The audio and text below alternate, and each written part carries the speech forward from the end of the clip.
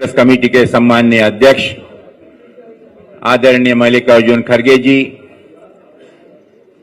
Samajwadi party के राष्ट्रीय अध्यक्ष आदरणीय अखिलेश यादव जी,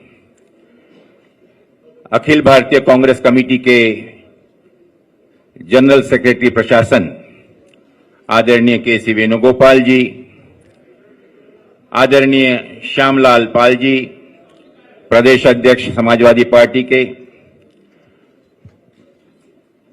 उत्तर प्रदेश कमेटी के हमारे सीआईपी नेता आदरणीय आराधना मोना मिश्रा जी, आदरणीय श्री राजेंद्र चौधरी जी, रविंद्रदास जी आए, आदरणीय रविंद्रदास मेहरोत्रा जी, हमारे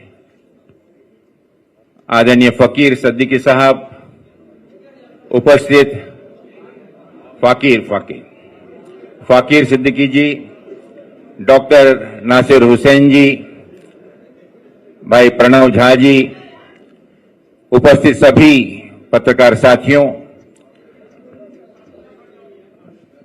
आज के इस गठबंधन की संयुक्त प्रेस वार्ता में पुनः आप सबका मैं स्वागत करता हूं और निवेदन करता हूं अखिल भारतीय कांग्रेस कमेटी के सम्माननीय अध्यक्ष आदरणीय मल्लिकार्जुन खड़गे जी से कि वे इस प्रेस वार्ता को संबोधित करें।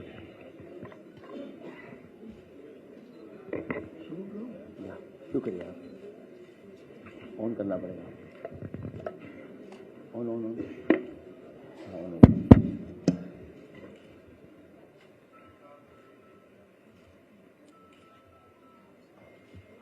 आज के इस प्रेस कॉन्फ्रेंस में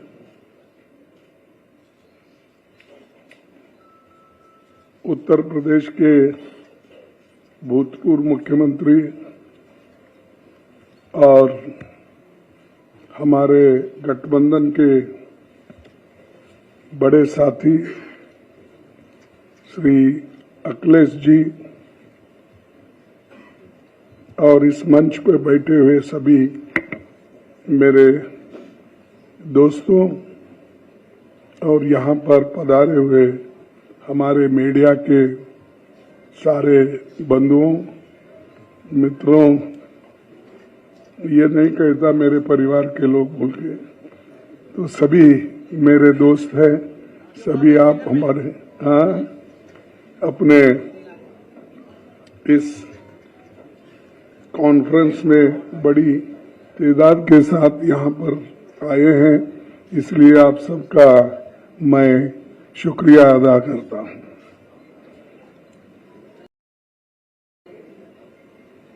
आप तो जानते हैं मैं कर्नाटक से आया हूँ और मेरी पैदाइश बीदर डिस्ट्रिक्ट में हुई और वहां से जब हैदराबाद लिबरेशन के वक्त वहां पर थोड़ी गड़बड़ी जब हुई तब मुझे गुलबर्गा लाया गया मेरे पिताजी ने। मेरा घर पूरा जल के खाक हुआ था। मेरी माँ, मेरी बहन, मेरे भाई, मेरे चाचा सभी उसमें खत्म हुए थे। तो मेरे पिताजी ने जो बाहर खेत में काम कर रहे थे वो उन्होंने उठा के मेरे को यहाँ गुलबर्गा में घूमते घूमते गुलबर्गा में आए और गुलबर्गा में ही थोड़ी सी पढ़ाई वहीं पर हो गई और उसके बाद में मैं एक ही आदमी अपने घर में था तो इसलिए मुझे हर चीज में दिक्कत होती थी। फिर मैं लेकिन थोड़ा लड़ाकू रहने से अब तक मैं जिंदा हूँ। तो ये मेरी अल्प परिचय आपको मैं देना चाहता हूँ और मैं बहुत से चुनाव लड़ा, आप लोगों की दुआ और बुजुर्गों की दुआ, बहुत से हर एक चुनाव में मुझे कांग्रेस ने जिताया और एक ही इलेक्शन 2019 का था, उसमें मुझे थोड़ा सा पीछे हट हो गई। फिर भी परवाह नहीं, ये तो अपनी बात तुम्हारे पास इसलिए रख रहा हूं कि बहुत से हमारे दोस्तों को अपने बारे में मालूम नहीं होता, क्यों, और दूसरे लोग भी ये वो ज्यादा इसमें इंटरेस्ट लेके पूछते भी नहीं। तो ये प्रेस कॉन्फ्रेंस जो है बड़ा महत्वपूर्ण प्रेस कॉन्फ्रेंस है, क्योंकि अभी तक 4 चरण के चुनाव पूरा हो चुके हैं। इंडिया गठबंधन मजबूत स्थिति में है। हिंदुस्तान की जनता ने मोदी जी की विदाई तय कर दी है। पूरे देश का माहौल देखकर मैं विश्वास के साथ कह सकता हूं 4 जून को इंडिया गठबंधन नई सरकार बनाने जा रही है। हो सकता है आप लोगों को ताजुब होगा, ये इलेक्शन रहने की वजह से हर लोग ये अचंभे से ही इसको देखते हैं।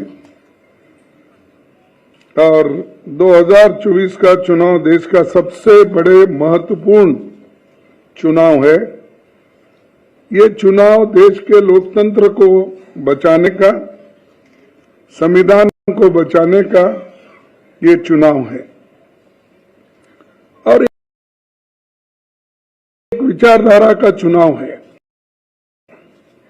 हम 2 विचारधाराओं के बीच लड़ रहे हैं।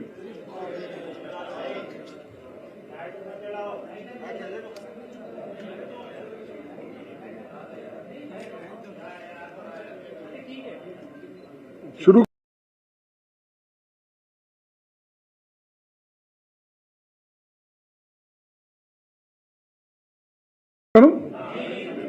तो ये 2 विचारधाराओं की लड़ाई भी है। एक तरफ गरीबों के पक्ष में लड़ने वाले पार्टियां एक होकर लड़ रहे हैं और दूसरे तरफ जो अमीरों के साथ रह के अंधश्रद्धा और जो अपने को ठीक लगता है वैसे लोग धर्म के आधार पर, रिलीजन के आधार पर वो लड़ रहे हैं। लेकिन हमारी लड़ाई गरीबों के ओर से है, जिनको खाने के लिए एक वक्त का खाना भी नहीं मिलता, जिनको नौकरी नहीं मिलती और जो लोग एम्प्लॉयमेंट के लिए तरसते हैं। पढ़ लिख के वो लोग रास्ते पे आते हैं, ग्रेजुएट बनने के बाद भी, इंजीनियर बनने के बाद, डॉक्टर बनने के बाद, डिप्लोमा होल्डर रहने के बावजूद भी उनको नौकरी नहीं मिलती और सरकार में इतने नौकरियां खाली है, उन नौकरियों को भी केंद्र सरकार भर्ती करने के लिए तैयार नहीं है। इसीलिए हमारी जो गठबंधन है, ये गठबंधन बेरोजगारी के खिलाफ और जो कीमतें इतने ज्यादा हो गए हैं उसके खिलाफ लड़ रही है। और मैं पहले ही बोला, एक तरफ अमीर, एक तरफ गरीब, इस जो डिफरेंस है, फर्क है, इसको मिटाने के लिए हम लोग एक होकर गरीबों की लड़ाई लड़ रहे हैं। और मुझे ऐसा पहले मेरे 53 साल के पॉलिटिकल जीवन में मैं ऐसा नहीं देखा कि इतनी बड़ी सब पार्टियां मिलके 26 पार्टियां मिलके एक होके लड़ रहे हैं, तो आप सोचिए लोग कितने नाराज हैं और हर पार्टी के लोग एक होकर किस ढंग से लड़ना चाहते हैं, यही दर्शाता है। ये चुनाव इसलिए भी महत्व है कि ये पार्लियामेंट का चुनाव है, ये देश का भविष्य बनाने वाला चुनाव है। हमारे आगे के पीढ़ी को सुरक्षित रखने का, उनके हकूक की हिफाजत करने के लिए और उनको जो खास करके वीकर सेक्शंस, दलित, आदिवासी, पिछड़े और इन लोगों के जो हकूक है, रिजर्वेशन है, उस रिजर्वेशन की भी हिफाजत करने का हमारा फर्ज है, क्योंकि संविधान बचा तो ये सारे चीजें बच जाते हैं। कई लोग ये भी सोचते हैं भाई रिजर्वेशन के बारे में ही बात करते, हमको क्या मिलता। रिजर्वेशन लेने वाले थोड़े लोग हो सकते हैं, लेकिन देश के भविष्य को बनाने के लिए और संविधान को रक्षा करने के लिए, लोकतंत्र को बचाने के लिए हम सब मिलकर काम करना चाहिए, नहीं तो फिर हम गुलामी के अंदर चले जाएंगे। वोट का अधिकार तो सबको है और वोट है तो डेमोक्रेसी में आप किसी को भी ला सकते हैं। तो जब आप किसी को जो अपने आइडियोलॉजी और विचारधारा पे विश्वास रखते हैं उनको ला सकते हैं। अगर डेमोक्रेसी ही नहीं, अगर ऑटोक्रेसी है, अगर डिक्टेटरशिप है, कहां से अपने विचारधारा को अपने वोट डालेंगे और किसको बोलेंगे। तो इसलिए ये जो है हम आपके लिए, आपके तरफ देखकर ये काम कर रहे हैं और बहुत बड़ा संघर्ष भी चल रहा है। यहां तक कि अपोजिशन पार्टी के लीडर्स को, जहां पर वो बीजेपी के मजबूत लोग हैं, वहां पर हमारे लोगों को नॉमिनेशन डालने से भी रोक रहे हैं। यहां तक कि अभी से उन्होंने शुरू किया, जिस इलेक्शन एजेंट हम बनाते हैं उसको डरा रहे हैं। और बहुत से ताजुब की बात है, हैदराबाद में मैं देखा कि एक महिला बीजेपी की जो कैंडिडेट है वो तो बुर्का उठा उठा के देख रही, चिट्ठियां कहां से है, क्या है, आप देखे होंगे। तो ये ऐसी स्थिति में फ्री फेयर इलेक्शन होता है? डरा डरा के आप इलेक्शन करते हो।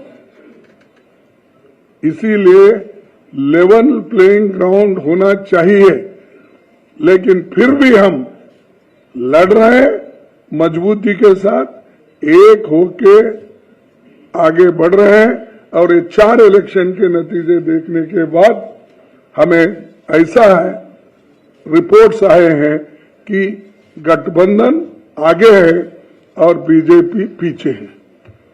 उसके बाद देखिए, देश को तो बहुत कुछ हमने दिया है, खासकर गांधी जी ने जो आजादी दिलाई, नेहरू जी ने जो अपना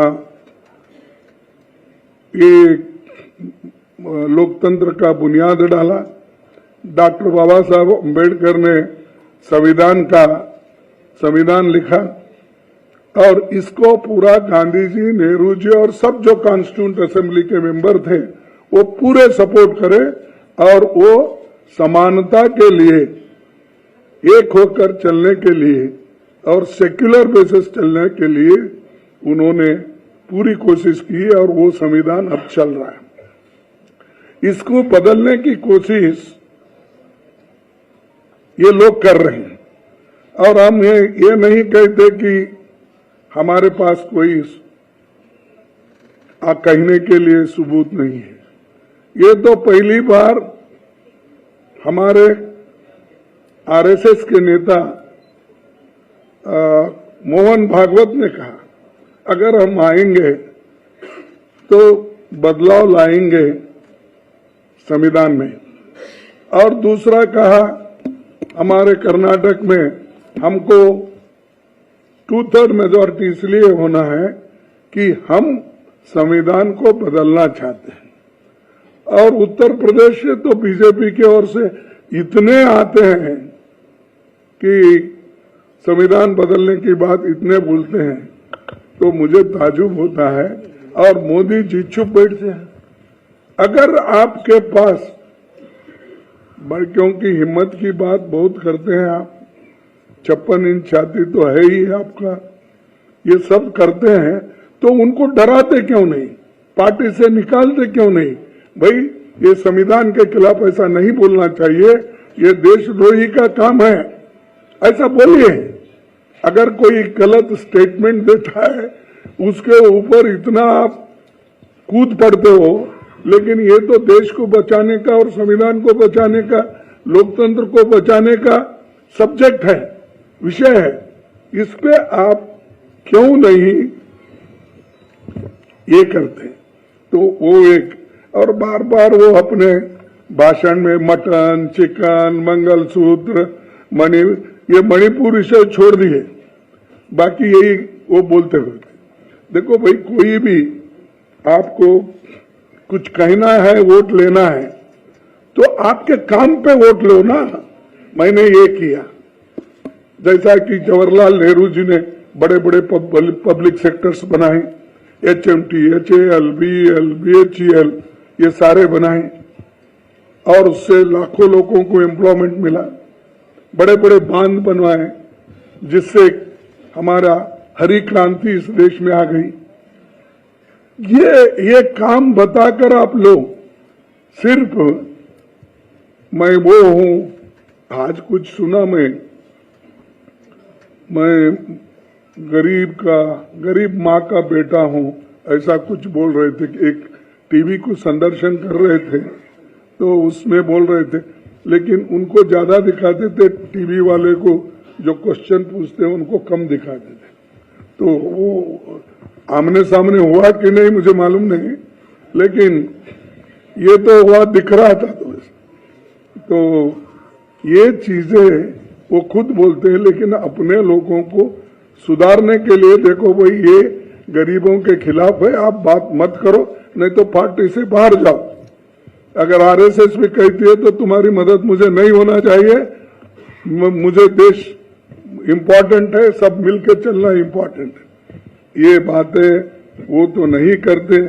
या आर्थिक, सामाजिक, शैक्षणिक, इसके विषय पे भी वो बात नहीं करते।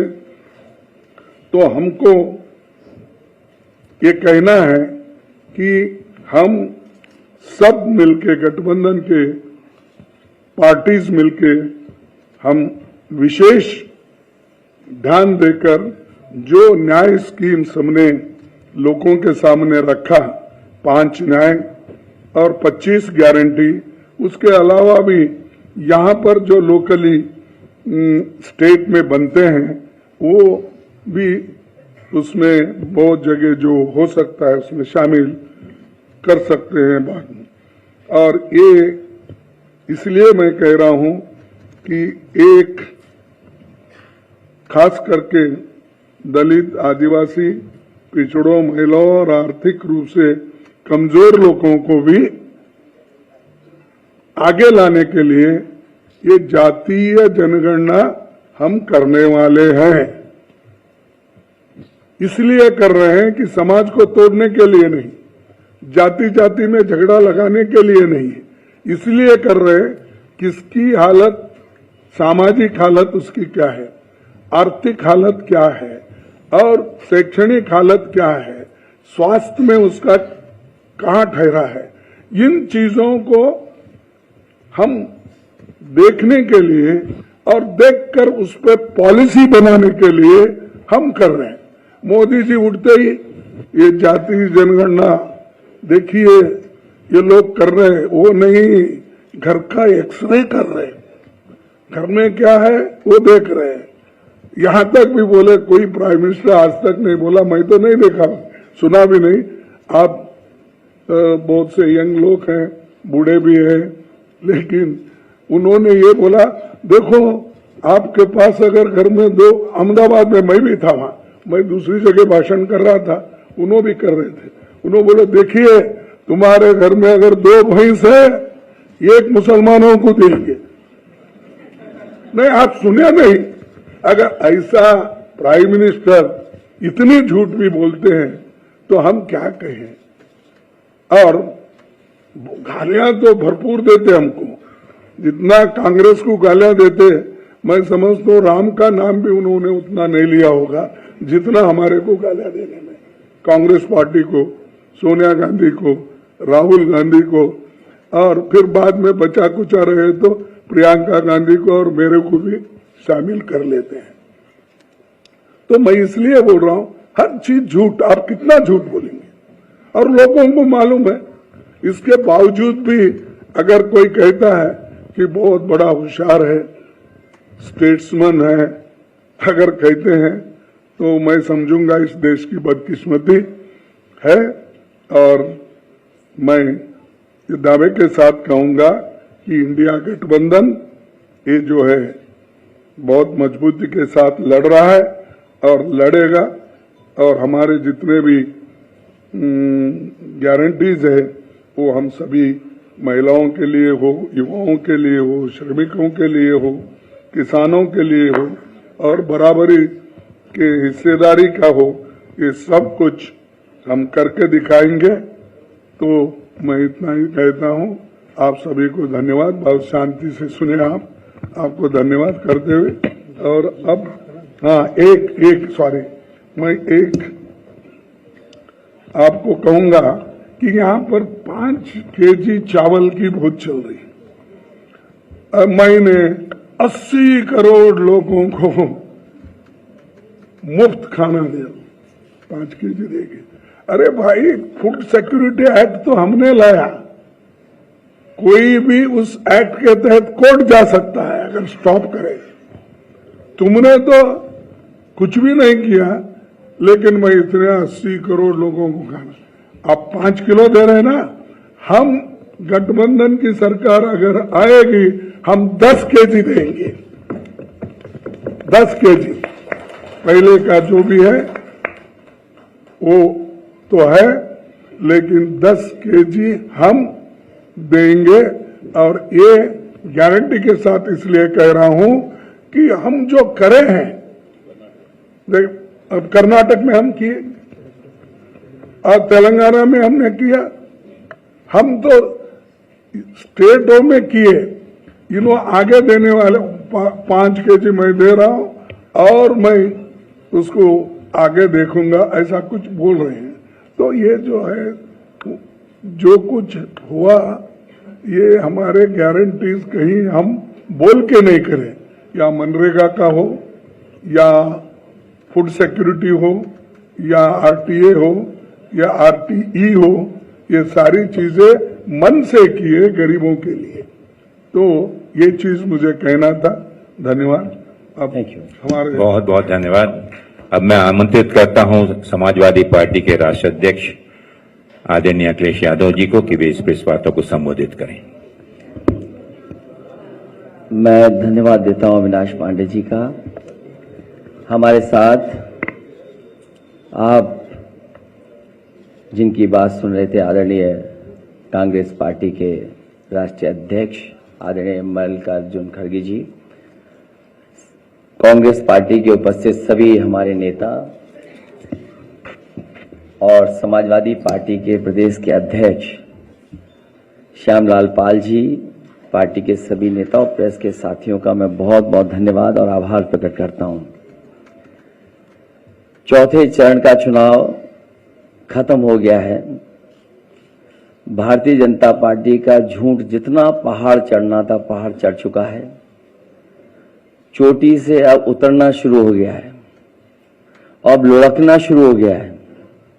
उनका काउंटडाउन के साथ साथ माउंटेन डाउन भी शुरू हो गया है। मैं अपने प्रेस के साथियों को भी 4 जून के जो सुनहरा समय आने वाला है उसके लिए बधाई दूंगा कि उस दिन फ्रीडम ऑफ प्रेस का दिन भी होगा।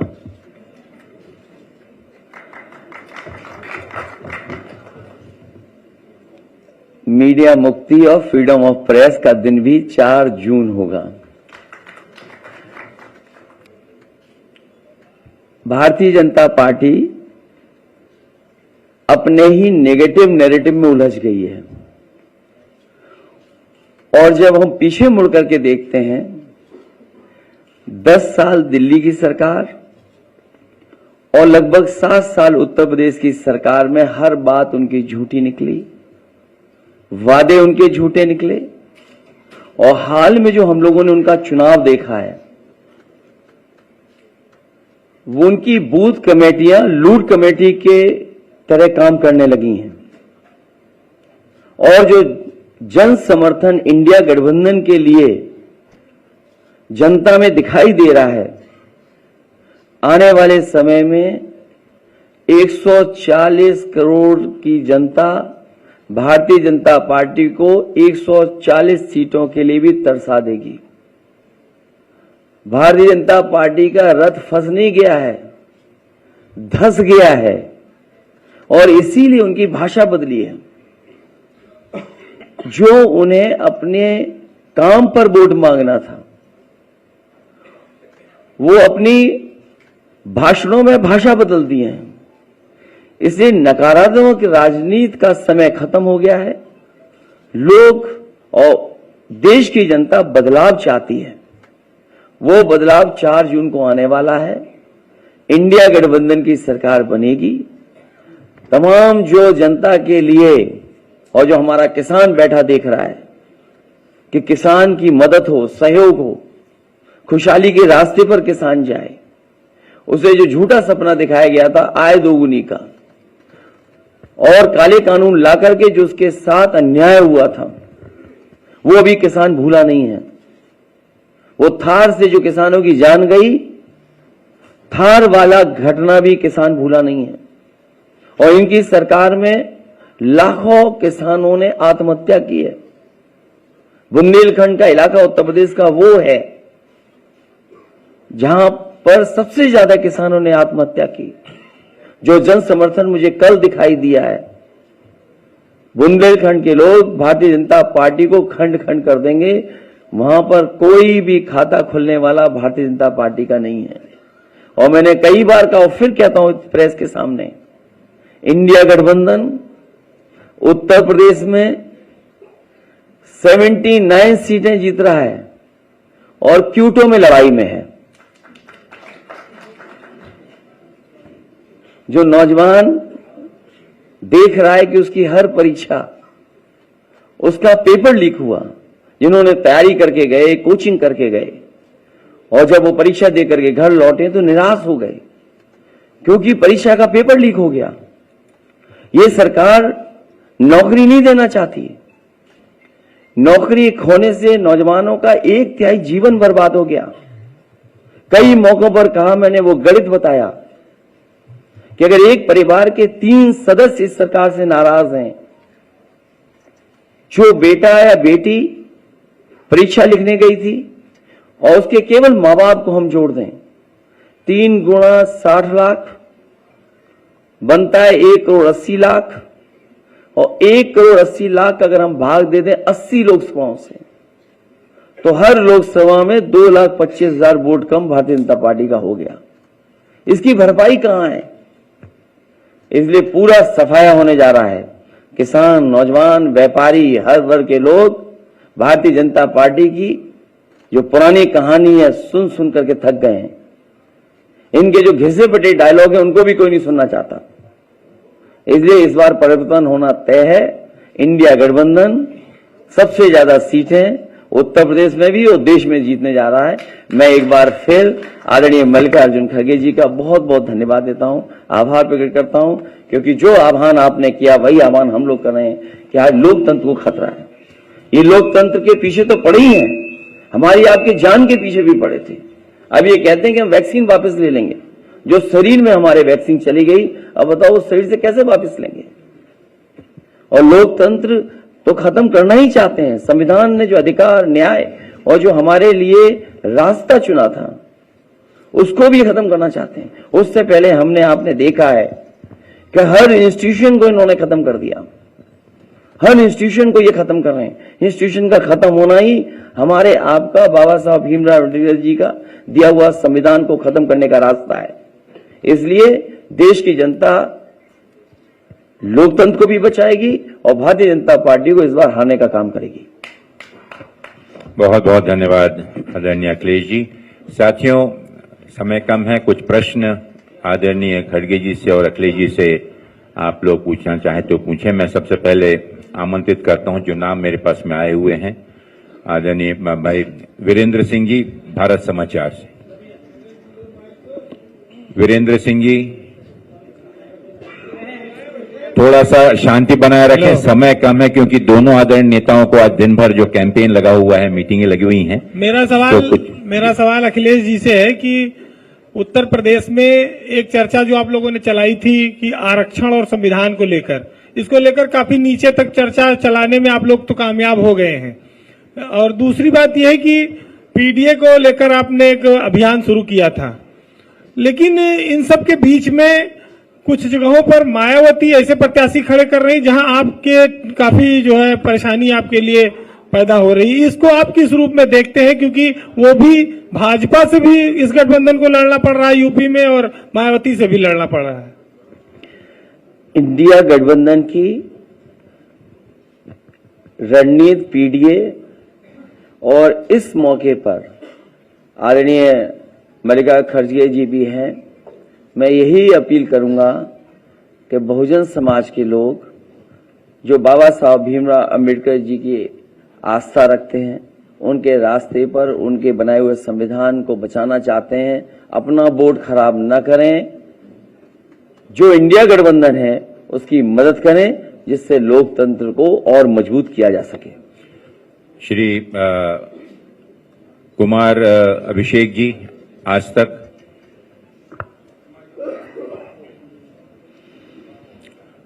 सर, मेरा सवाल खड़गे साहब से है। प्रधानमंत्री ने कहा कि 400 पार। कल अमित शाह जी ने कहा है कि 4 चरणों में हम 270 क्रॉस कर चुके हैं।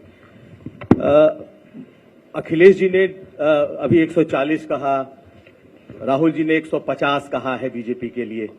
आप बीजेपी को कहां तक देख रहे हैं और कांग्रेस पार्टी को आप कहां तक देख रहे हैं, कांग्रेस पार्टी को? और सवाल एक सर और है इसमें, अगर आप दे सकें। एक प्रश्न पूछें। जोड़ देता हूं, अलग सा सवाल। जल्दी जल्दी। सर, स्वाति मालीवाल को लेकर के दिल्ली मुख्यमंत्री के आवास पर आरोप लगाए गए हैं, उस पर भी आपका रिएक्शन चाहेंगे। देखिए, आपने जो पहला प्रश्न पूछा उसका जवाब मैं ये देता हूं कि मोदी जी 400 पार पहले से बोलते आ रहे हैं। गनीमत है, हम खुशकिस्मत है, वो 600 पार बोले नहीं, क्योंकि हमारी जो पार्लियामेंट की संख्या है 543 है, 543। इसीलिए मैं उनको धन्यवाद देता हूं, कम से कम वो 600 पार नहीं बोलते, ताकि पूरे हिंदुस्तान का गरिमा खत्म हो जाएगा। और क्या प्राइम मिनिस्टर बोल रहे हो। और दूसरी चीज, मैं शर्त लगाता हूं, अगर वो 400 पार 200 पार नहीं कर सकते, 200 पार नहीं कर सकते। और अब शाह बोल रहे हैं, शाह पहले नहीं बोलते थे, लेकिन बड़े बड़े अखबारों में उनके ऐसे आ रहे हैं कि प्रश्न उत्तर, मैं देखा हर पेपर में देखा, हिंदी पेपर में भी देखा, इंग्लिश में देखा, कन्नड़ा में देखा, बड़े बड़े उनके जो प्रश्न और उत्तर क्या पहले ही थे, क्या बनाए हुए थे, मुझे मालूम नहीं, लेकिन वो ठीक है, उनका जो कहना है कहते। लेकिन मैं कह रहा हूं, हमारे गठबंधन को, बीजेपी को सत्ता में आने के लिए, रोकने के लिए जितने नंबर होना उससे ज्यादा नंबर हमारे पास आएंगे। बहुत बहुत धन्यवाद। एएनआई से उस्मान जी। खड़गे साहब, आपसे मेरा सवाल है कि अभी आपने जिक्र किया प्रधानमंत्री ने कि अपने भाषणों में मंगल सूत्र, मटन और मुस्लिम का जिक्र किया, लेकिन कल जब प्रधानमंत्री से इसी पे सवाल हुआ तो उन्होंने कहा कि मैंने कहीं पे भी भेदभाव नहीं किया, हिंदू मुसलमान में कभी फर्क नहीं किया, और ये तक कहा कि ईद का जो त्योहार है वो हम मनाते हैं, उस दिन हमारे घर में खाना नहीं पकता है। ये सारी चीजें उन्होंने कही कि हम इतने उससे कहते हैं, और आप वो कहा कि कहीं पे भी भेदभाव हम नहीं कर रहे हैं। देखिए, मुझे पूछो, मैं नहीं बोलने से शब्द है, ये शब्द तो उनके हैं। आप तुलना कीजिए, क्या उन्होंने बोला क्या नहीं? मटन, बीफ, चिकन, मछली और मंगलसूत्र, ये सारी चीजें शारीरिक शब्द मेरे हैं या उनके हैं? आप तो खैर सभी पत्रकार हैं और सभी लोग को जानते हैं, तो मैं बोलता हूं ऐसी चीजें छोड़ो, तुम्हारे डेवलपमेंट की बात करो। तुम क्या अचीव किए इस 10 साल में, आपकी कामयाबी क्या है, जनता को बताओ, वो बताकर वोट लो। अब हम बता रहे हैं भाई हमने हमारे वक्त मनरेगा किए, आरटीई किए, आरटीए किए, ये सारी फूड सिक्योरिटी एक्ट किए, हेल्थ जो अपने ग्रामीण हेल्थ का हमने प्रोग्राम किया, ये हम बोल सकते हैं। तुम वैसे बोलकर अगर आइए तो उसको कुछ वैल्यू होता है। मटन चिकन की बात उन्होंने करे, हम नहीं करे, उसको हम जवाब दे रहे हैं। पीटीआई से भाई काजी फराज जी।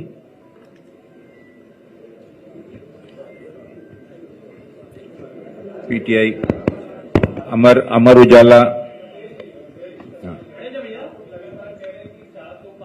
चाहिए बीजेपी को, और क्योंकि वो संविधान और आरक्षण को कहीं ना कहीं आरक्षण खत्म करना चाहते हैं, संविधान चेंज करना चाहते हैं, बट बीजेपी लगातार कह रही है कि एक नेगेटिव प्रोपेगेंडा है आप लोगों का उनके खिलाफ, और वो ऐसा कुछ नहीं करने जा रहे हैं। और एक सवाल खड़गे सर आपसे भी है कि कास्ट बेस्ड जो सेंसस की बात चल रही है, राहुल जी ने भी बोला है, बीजेपी ये कह रही है कि you want to divide people on the basis of caste, that's why you are talking about caste based census.